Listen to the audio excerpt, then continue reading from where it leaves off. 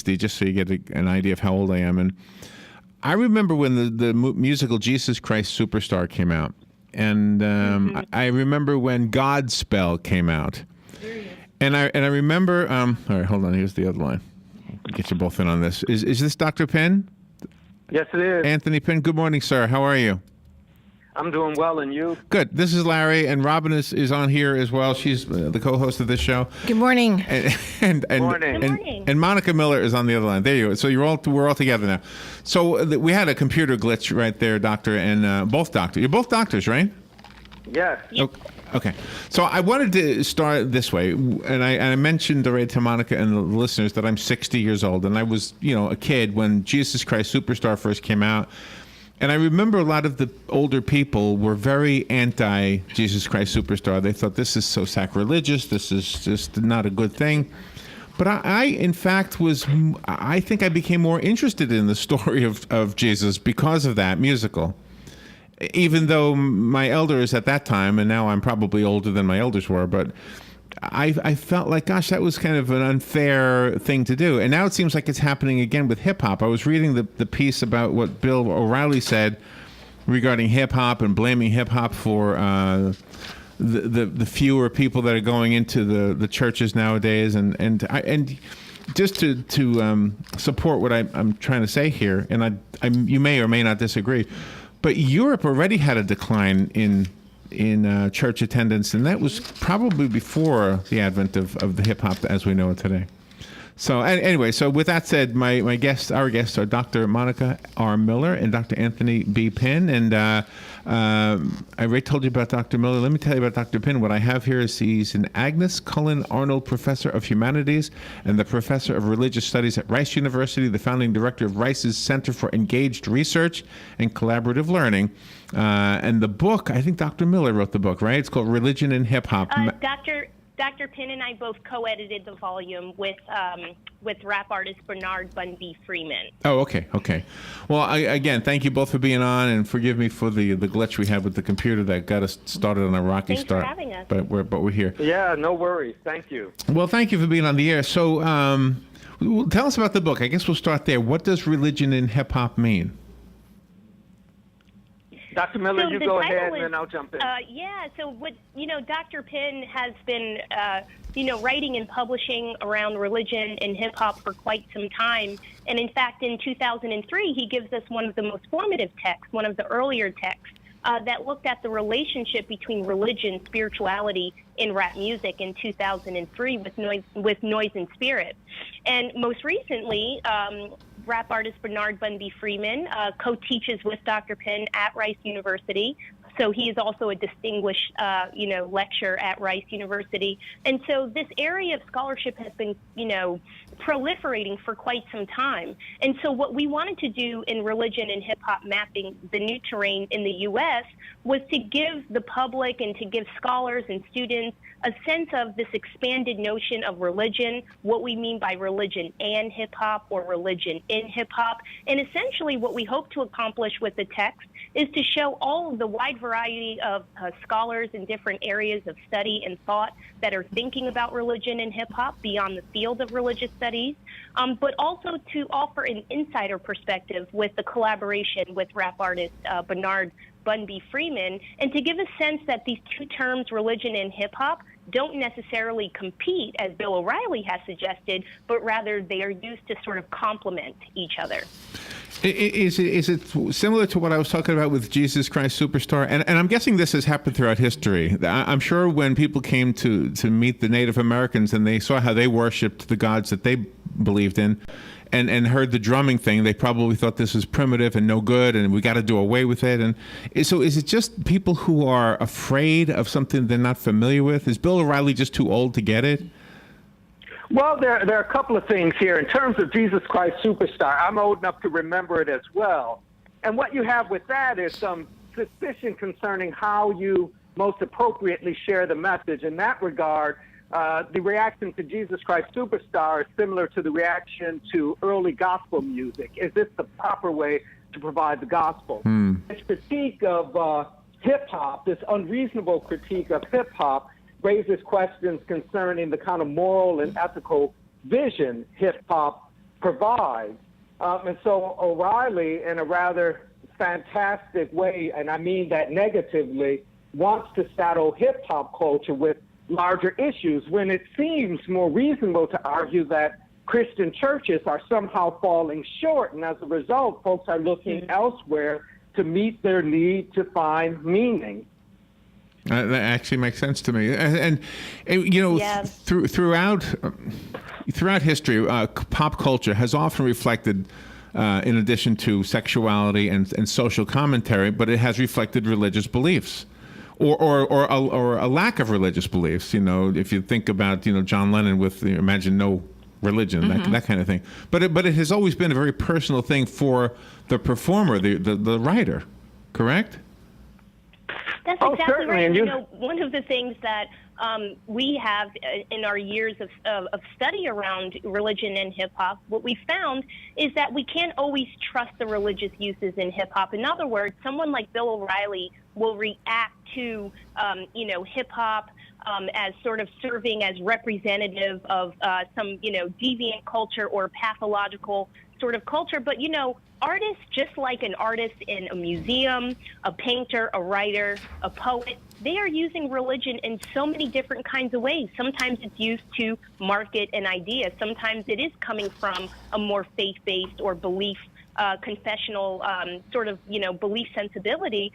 But there are a wide variety of ways in which artists will play with religion. And I think historically, especially in the African-American community, we get a sense of just how important culture and music are to freedom struggles, liberation struggles, and expressing some aspect of political dissent or social commentary about the world or some sort of social critique.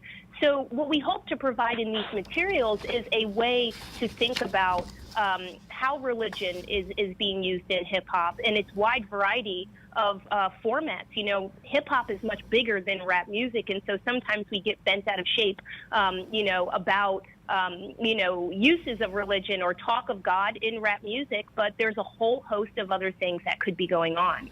And this is not just a book that can be read cover to cover. It's made up of different essays.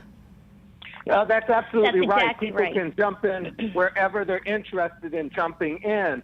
And Dr. Miller is absolutely right. Music has not only described the human condition, but it's been a way of pushing effort, of encouraging folks to think critically about the world and to work to make life options more robust. And we see this happening within hip-hop as well.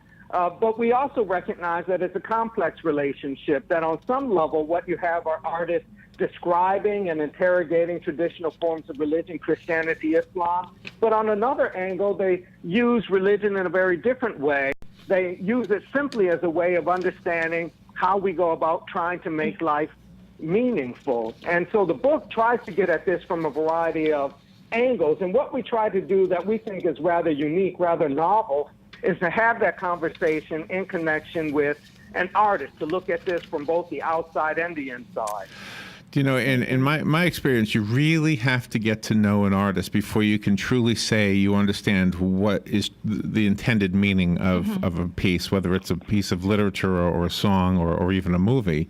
I think you kind of have to, and especially with music, because music is such a short form. I mean, music is usually 2, 3, 4 minutes maybe, right?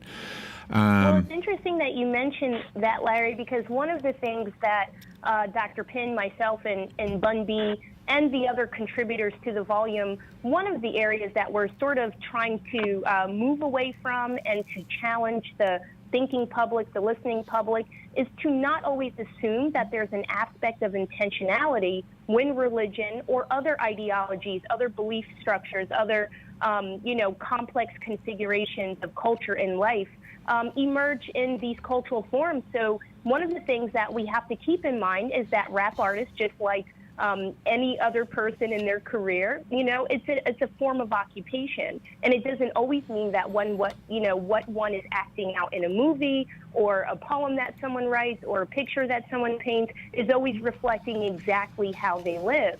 And I think rap artists are really doing well to challenge the public and remind them that they're not politicians, they're not religious leaders, they're artists. And, hip hop happens to be part of their, occupational trajectory. And it doesn't always mean that what they're rapping about is what they're actually living. And so this intentional structure of consciousness and intentionality, and assuming, that rappers are, actually living out what it is that they're writing about or dancing to or nodding their head to, it's just a fallacy. It's a theoretical fiction. And quite honestly, we don't do that with any other cultural form. So I think that there's a racialized element to the manner in which we disproportionately critique hip-hop culture. I think no matter what it is, it could be a sports figure, it could be a rapper, it could be a priest. If their fans like what they're saying, they're going to try to emulate it, even if that person is not living what they're talking about. And I think that's a big issue here. Well, I think one thing that we also have to be mindful of is if the Pew study points to anything, it points to our inability to really understand what religion is and how it functions in the 21st century based upon older models and assumptions. But one of the ways we can try to unpack this, try to get a sense of what millennials, for example, actually mean by religion and how it functions for them or doesn't, is through cultural forms like hip-hop. The book is called Religion and Hip Hop. I went to the website, religionandhiphop.com. Is that you on the cover, Dr. Miller? Oh, well, religionandhiphop.com is a personal website for my first book that came out, which is Religion and Hip Hop. But that is a picture of me. It's not a picture of the book cover, though. Oh. But well, you're a beautiful lady. That's all I wanted to say is you're a beautiful lady. On Amazon and Bloomsbury. I'm sorry. I'm talking over you. You're a very pretty lady is what I'm trying to say. Can I ask you guys to hang on just through the break? We have to take a break and we'll be right back, okay? Sure thing. All right. Sure. So what I should be saying is religion in hip-hop, not religion and hip-hop, right? That's right. Okay. Dr. Anthony B. Pinn is on the phone, and Dr. Monica R. Miller is on the phone, and we'll be right back. Fascinating topic, actually, and I can relate to it so much because, I remember as a kid, even though I'm 60, I can remember, I empathize all the time with the kids struggling to get the older people to like their music. We'll be right back. Here's today's weather forecast from The Source, WOCA. Showers and thunderstorms are likely today, mainly after 2 p.m. Otherwise, partly sunny skies with high temperatures near 91 degrees, wind from the south at 3 to 7 miles per hour. There's about a 60% chance for that rain. Tonight, scattered showers and thunderstorms mainly before 1 a.m., mostly cloudy with lows around 70 degrees and a light southwesterly wind with about a 40% chance of overnight rain. Tomorrow, showers and thunderstorms likely again, mostly again after 2 p.m. with about a 70% chance. For generation after generation, America's heroes have been fighting for our freedoms, and it's those freedoms that have allowed us here at Mike Scott Plumbing to prosper and grow in this great land of ours. At Mike Scott Plumbing, we help thousands of customers every day with everything from irrigation to repairing the kitchen sink. But if there's one thing that absolutely, positively needs to be maintained, it's your septic system. If you don't maintain your septic system, it could fail completely, leaving you with a big bill and an even bigger mess. So we here at Mike Scott Plumbing would like to help all of those who have helped us. If you have your septic pumped and you're a veteran, we would like to extend to you a special discount. Just mention this ad. Please call our office to schedule your appointment today, 866-314-4443. And from all of us here at Mike Scott Plumbing, thank you for your service.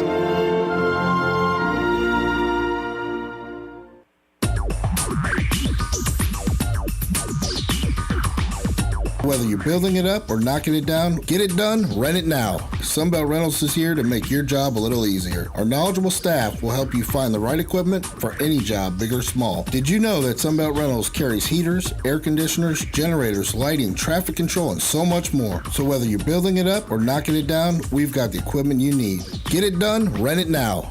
And right now, for a limited time, you can have it for less. Just by mentioning this ad, if you rent it Friday afternoon, you can keep it the whole weekend and only pay for one day. But this is a limited time offer, so stop into Sunbelt Rentals today, Northwest 27th, just a quarter mile east of I-75. For more information, just give us a call, 352-369-9101. 352-369-9101. Sunbelt Rentals. Get it done, rent it now. 352-369-9101. R&D Tactical Solutions, Ocala's indoor gun range. 12 climate-controlled state-of-the-art lanes. R&D Tactical Solutions, full retail store, everything from firearms to CCW classes. Located next to the Supervisor of Elections. Open 9 to 7 weekdays, 9 to 5 Saturdays, and 10 to 4 Sundays. Call 622-7468. R&D Tactical Solutions, Ocala's indoor gun range. Call 622-7468. All right, 8 minutes before 11 o'clock. Thank you for tuning in. Dr. Monica R. Miller and Dr. Anthony B. Pinn are on the phone. We're talking about religion in hip-hop, mapping the new terrain in the U.S. And I wanted to kind of point out, I guess I'm kind of reiterating something I've tried to express a few times, but I feel like I've done it awkwardly and not as well as I could have done it. And it is simply this, that I think throughout time, or at least modern time, music has had an interesting way of belonging to a generation. And then it would change kind of almost without anybody realizing it. And then there's some new music and it belongs to the next generation. And the older you get, the more you realize that you don't like what's happening now. I do, but a lot of people don't. And they don't like what's happening now. And so anything associated with it. We had Queen Latifah on the phone. Yeah. Okay. And she was known for her, I guess she's more of R&B than rap. Am I right about that? I don't even know. I think so. But she wasn't on for her music. She was on for her book. And she's a wonderful writer. Yeah. Okay. And so with her words in the book, without the music, it was an easier pill to swallow, if you understand what I mean. Not for me necessarily, but I think for many of our listeners. Mm-hmm. Does that make sense? Sure. Yeah, I think one of the, what you're talking about, Larry, is that sometimes we get caught up in a certain kind of passive consumption of these images that we see reflected on the TV or, coming through the sound waves of the radio. And we don't often get an opportunity to learn who these artists are, to learn about their lives, to hear about where they're coming from, to get a sense of what is shaping their thoughts and opinions about the world and about their own craft. And so it is helpful when you have an artist writing a book, or an artist like Professor Bun B, who is so graciously offers his time to co-teach with Dr. Pinn at Rice, or to do an online MOOC on religion and hip-hop culture, to give the world a sense of who they are, what they think about the world, and what is shaping their thoughts on life. And so I think it is easier to get a sense of these artists through these more biographical sketches. And in fact, in the volume that we co-edited, in addition to his co-editing, contribution to the volume, Bun B is also providing us a peek into his life with a really well done and robust and extended interview about his thoughts shaping religion and hip hop culture. Is there? Go ahead, sir. I'm sorry. It also points to the fact that hip hop culture has become deeply infused within the popular imagination in the United States. Think about Queen Latifah very early on, All Hail the Queen, right? A robust figure, an important figure in rap music, now with a much more expansive audience, right? That hip-hop culture has become deeply, deeply connected to the American imagination. I'd also say that these generational shifts aren't fixed and they're not sharp.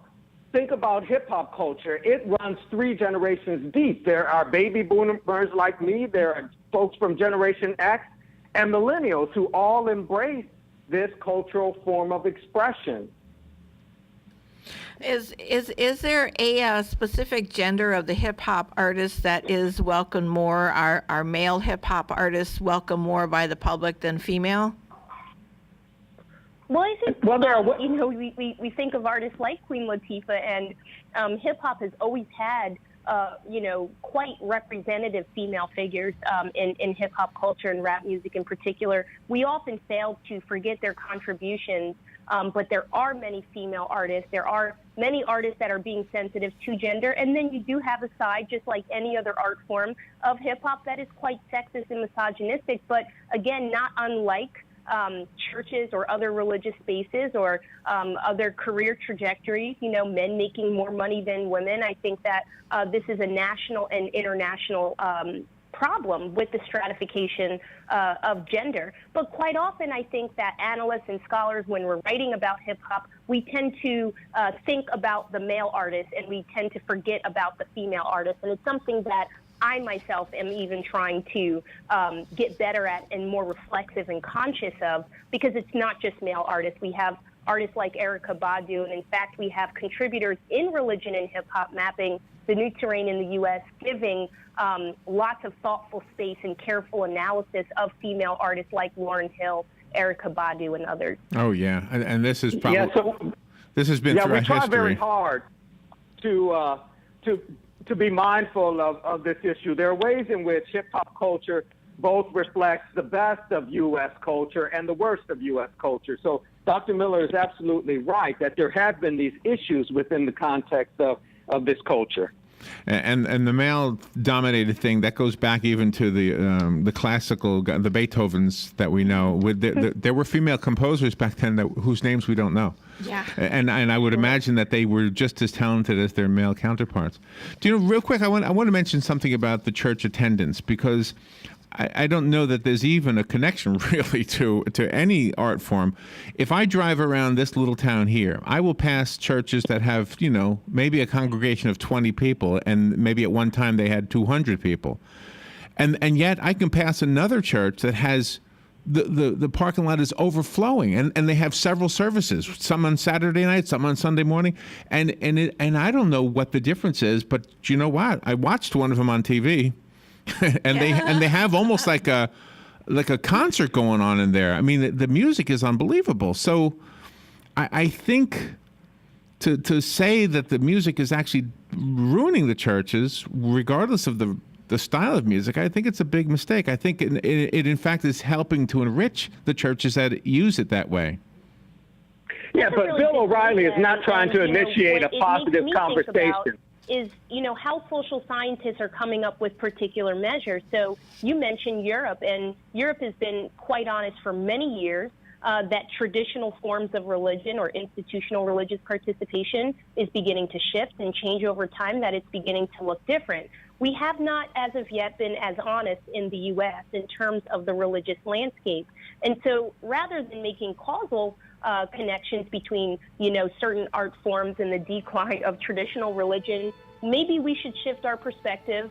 Those interested in the social scientific analysis of religion in the U.S., maybe we should look at, well, what is it that keeps churches packed? What is it that makes certain churches attractive to a millennial generation? What kind of music are they offering? So that would probably be a more productive and affirmative approach to something called the declining significance of religion. Thank you, Dr. Miller. Thank you, Dr. Pinn. You both have brought up something really interesting and something we need to think about. Is there a website? I got like 5 seconds. What's a good website? Is it religionandhiphop.com? Okay. Thank you both. Kentucky Senator Rand Paul sticking by his opposition to key parts of the Patriot Act, helping block a renewal of the NSA's ability to collect phone records. Paul tells Fox News, I think we sometimes get distracted by collecting so many records of innocent Americans that we're not spending enough time actually following the potential jihadists in our country. The Senate now taking up a House bill that would bring back some anti-terrorism